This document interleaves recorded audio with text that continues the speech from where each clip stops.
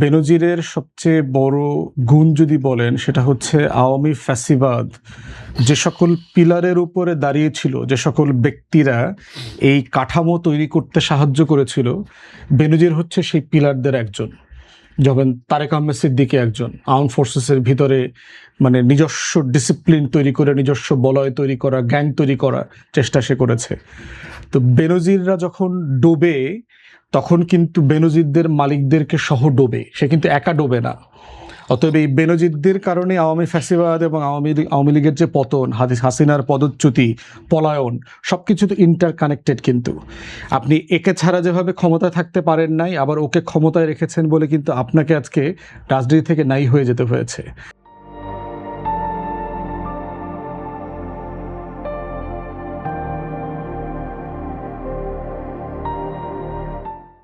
কিন্তু এটাও কারেক্ট যে রাজনীতিবিদরা এই ভুলটা বারবার করে, যেটা আবার আনিস ভাই কারেক্টলি পয়েন্ট আউট করেছেন একজন পুলিশ অফিসারের ব্যাপারে, যে এই খাইসলত থেকে আমার রাষ্ট্র, আমার আমার আমার যে রাজনীতির সংস্কৃতি সেখান থেকে বের হতে পারছে না।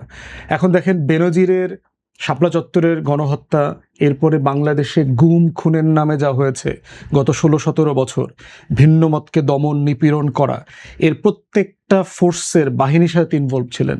ডিএমপি কমিশনার হিসাবে ছিলেন, র্যাব হিসাবে ছিলেন, এবং তার আমলে র্যাবের সুখ্যাতি বাংলাদেশের সীমানা ছাড়িয়ে ওয়াশিংটনে চলে গেছে। আমেরিকার স্টেট ডিপার্টমেন্টের ট্রেজারি ডিপার্টমেন্ট থেকে তাকে স্যাংশন দেওয়া হয়েছে, যে যারা র্যাব তৈরি করতে সহযোগিতা করেছে, অস্ত্র দিয়েছে, ট্রেনিং দিয়েছে, কিন্তু তারাই আবার ট্রেজারি ডিপার্টমেন্ট থেকে আপনার র্যাবকে স্যাংশন দিয়েছে এবং 6 জন কর্মকর্তাকে স্যাংশন দিয়েছে। তার ভিতরে আবার এই বেনজির সাহেবও আছেন। এরপরে হচ্ছে পুলিশের প্রধান হিসাবে উনি যত আকাম কুকাম করেছেন।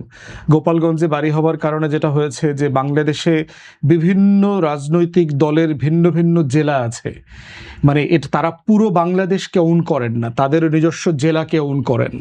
তারা ওই যে মানে অমুক জেলার হইলে অমুক সময় বেশি বেনিফিট পাবেন, আবার এখনকার সময় অন্য জেলার হইলে বেশি বেনিফিট পাবেন।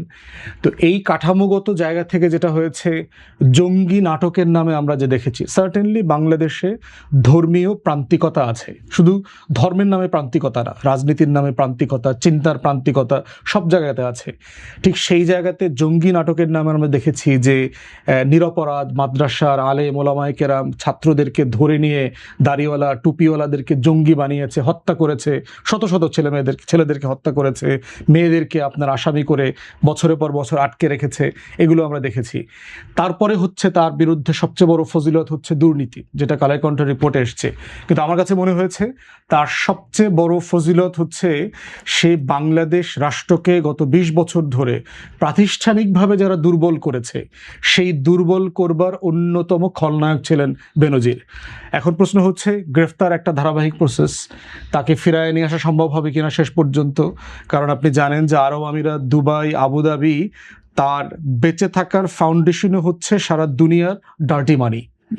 পৃথিবীর বিশেষ করে গরিব দেশগুলোর সবচেয়ে ওয়ার্স্ট ফর্ম অফ ক্রিমিনাল দুর্নীতিবাজ লোকদের চুরি করা টাকায় তার দেশের অর্থনীতি বেঁচে আছে। দুবাই, আবুধাবির প্রত্যেকটা বিল্ডিংয়ের পরতে পরতে গরিব মানুষের ঘাম আর রক্তের ফোঁটা লেগে আছে। এখন দুবাই এই ধরনের লোকদেরকে যদি ফেরত দেয় তাহলে আসলে কি সিগন্যাল পড়বে? 2 ধরনের সিগন্যাল যাবে। একটা হচ্ছে পলিটিক্যাল ক্রিমিনাল যারা আছে, ধরেন আমাদের দেশের আওয়ামী লীগের শামীম ওসমানের মতো এই যে শত শত হাজার হাজার ক্রিমিনাল যারা ওখানে পলাতক জীবনযাপন করছেন, তারা কি মেসেজ পাবে। দ্বিতীয়ত হচ্ছে মানি লন্ডারিং। বাংলাদেশের মতো গরিব দেশ থেকে হাজার হাজার কোটি টাকা লুটপাট হয়ে যে যায়, বিভিন্ন দেশ থেকে যে লুটের টাকা আসে, ওখানে বিনিয়োগ হয়, ওখানে ব্যবসা বাণিজ্য চলে, ওখানে যে সাম্রাজ্যবাদের অর্থনীতি গড়ে তোলা হয়েছে, তাদেরকে আসলে আপনি কি মেসেজ দেবেন? তাই দিন শেষে গ্রেফতার হওয়াটাই সাফিসিয়েন্ট না। দুবাই আমাদের যে রেড অ্যালার্টের উপরে ভিত্তি করে যেটা করেছেন, এখন ইন্টারপোল এবং দুবাইয়ের আদালত তাকে সাফিসিয়েন্ট কারণে কনভিন্সড হয়ে তাকে ফেরত দেবেন কিনা, এটা আরও বড় চ্যালেঞ্জের জায়গা। এবং এই চ্যালেঞ্জের জায়গার ব্যাপারে আমরা দেখেছি অন্তর্বর্তীকালীন ইতিমধ্যে আপনার এপ্রিল মাসেই গত বছরের পর্যাপ্ত ফাইল ডকুমেন্টেশন আরব আমিরাতে পাঠিয়ে দিয়েছে, তাদের কাছে সেই ডকুমেন্টেশন আছে। আমাদের স্বরাষ্ট্রমন্ত্রী পার্লামেন্টে বলেছেন আমাদের মিনিস্ট্রি থেকে যে পরিমাণ প্রিপারেশন এবং ডকুমেন্টেশন দেওয়া দরকার সেটা আমিরাতের সরকার এবং তাদের আদালতে সেটা প্রেজেন্ট করা হবে, যেন তারা এক্সট্রাডিশনটা স্পিড আপ করে। এখন দেখার বিষয় হচ্ছে এইটা, যে এটা আসলে সরকার কত সিরিয়াসলি, ডিপ্লোম্যাটিকলি এবং সাকসেসফুলি সেটা করতে পারে। আবার এটাও আমরা দেখতে চাই যে দুবাই তার কাঠামোগত রাষ্ট্র এবং অর্থনীতির যে কাঠামো তৈরি করেছে সেই কাঠামো থেকে বের করে এসে বেনজির মার্কা লোকদেরকে ফেরত দেবেন কিনা, এবং এটা দেওয়ার কনসিকোয়েন্স তারা অর্থনৈতিকভাবে মেনে নেবেন কিনা, এটার একটা বিষয় আছে। এবং সেখানে ডিপেন্ড করতেছে রাষ্ট্র আকারে বাংলাদেশের সফলতা, সার্থকতা, আমাদের কূটনীতি কোথায় ফাংশন করে না করে।